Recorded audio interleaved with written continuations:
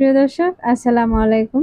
যে যেখান থেকে আমার ভিডিওটি দেখছেন, আশা করছি আল্লাহর রহমতে সবাই অনেক ভালো আছেন। আজ আমি আপনাদের মাঝে নিয়ে এসেছি নতুন আরেকটি রেসিপি। আশা করছি এই রেসিপি আপনাদের খুবই ভালো লাগবে। ঢেঁড়স আমরা একেকজন একেকভাবে রান্না করে খেয়ে থাকি, কিন্তু আজকের এই ঢেঁড়সগুলো একটু আলাদাভাবে বানিয়ে দেখাবো, যার স্বাদ একদম মুখে লেগে থাকার মতো একটি রেসিপি। খুবই মজাদার একটি রেসিপি। যে কখনো ঢেঁড়স পছন্দ করে না, সেও সবগুলো খেতে চাইবে। তাহলে আর কথা না পারি, এবার চলে যাচ্ছি মূল রেসিপিতে। এই রেসিপিটি বানানোর জন্য আমি এখানে কিছু ঢেঁড়স নিয়েছি। ঢেঁড়স বা ভেন্ডি যে নামে চিনেন আর কি। এখন এখান থেকে আমি একটি নিয়ে এরকম প্রথমে মাথাটা কেটে নিচ্ছি। এখন এভাবে ছুরি দিয়ে আমি মাঝ বরাবর কেটে নিচ্ছি। আমি এক পাশে কেটে নিয়েছি, এখন অপর পাশ করে আবারও কেটে নিচ্ছি। আমি এই ঢেঁড়সটাকে একটু লম্বা করেই কেটে নেব। যদি ঢেঁড়সটা বেশি বড় হয় তাহলে কিন্তু মাঝ বরাবর কেটে নিতে পারেন। দেখতে পাচ্ছেন এটাকে আমি কিভাবে কেটে নিয়েছি। এবার আমি এই বড়াটাকেও কেটে নিচ্ছি।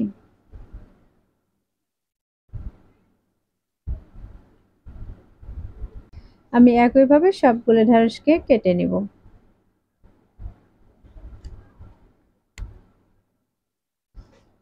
আমি সবগুলো ঢেঁড়সকে কিন্তু এখানে কেটে নিয়েছি। যেগুলো একটু বড় সেগুলো এরকম অর্ধেক করে নিয়েছি। এখন এর মাঝে কিছু আমি শুকনো উপকরণ অ্যাড করে দিচ্ছি। দিয়ে দিচ্ছি 2 চা চামচ বেসন, আর দিয়ে দিব 2 চা চামচ আটা। এখানে আটা বা ময়দা যে কোনো কিছু কিন্তু দিতে পারেন। এখন এর মধ্যে দিয়ে দিচ্ছি স্বাদ মতো লবণ, আর দিয়ে দিচ্ছি সামান্য হলুদের গুঁড়া।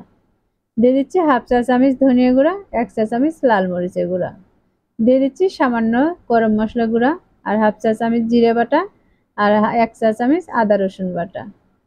এখন সবগুলোকে হাত দিয়ে খুব ভালোভাবে মাখিয়ে নিব। এগুলো মাখাতে যা যদি মনে হয় যে এগুলো একটু শুকনো ভাব রয়েছে, তাহলে এর মাঝে সামান্য একটু পানি দিয়ে দিতে পারেন।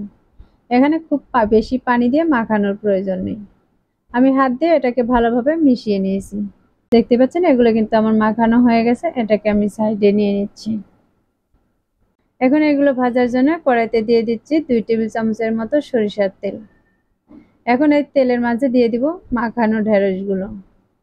আমি এই যেগুলো ঢেঁড়স মাখিয়ে রেখেছিলাম সবগুলোকে দিয়ে দিচ্ছি।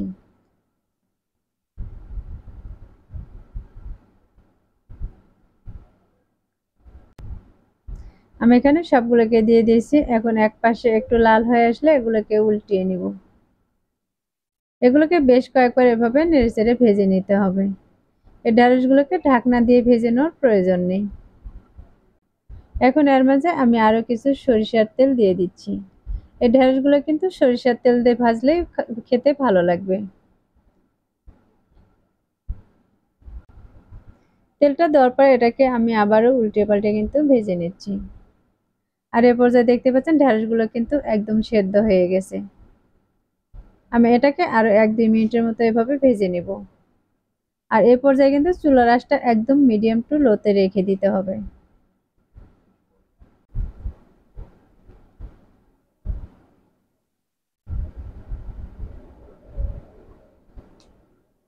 তাহলে দেখতে পাচ্ছেন এ পর্যায়ে কিন্তু আমার ঢেঁড়সগুলো ভেজে নেওয়া হয়ে গেছে। কালারটাও কিন্তু খুব সুন্দর এসেছে। এখন এগুলোকে আমি একটি প্লেটে উঠিয়ে নিব।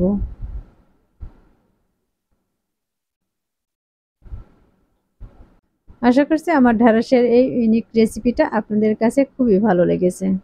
আমার রেসিপিগুলো ভালো লাগলে ভিডিওতে একটি লাইক দিয়ে শেয়ার করার অনুরোধ রইল। রেসিপিটি বাসায় অবশ্যই একবার ট্রাই করবেন, আর কমেন্টে লিখে জানাবেন আমার আজকে এই রেসিপি আপনাদের কাছে কেমন লেগেছে। আর আমার চ্যানেলটি এখনো সাবস্ক্রাইব করে না থাকলে সাবস্ক্রাইব করার অনুরোধ রইল। পরবর্তী রেসিপি দেখার আমন্ত্রণ জানিয়ে এখানেই বিদায় নিচ্ছি। আল্লাহ হাফেজ।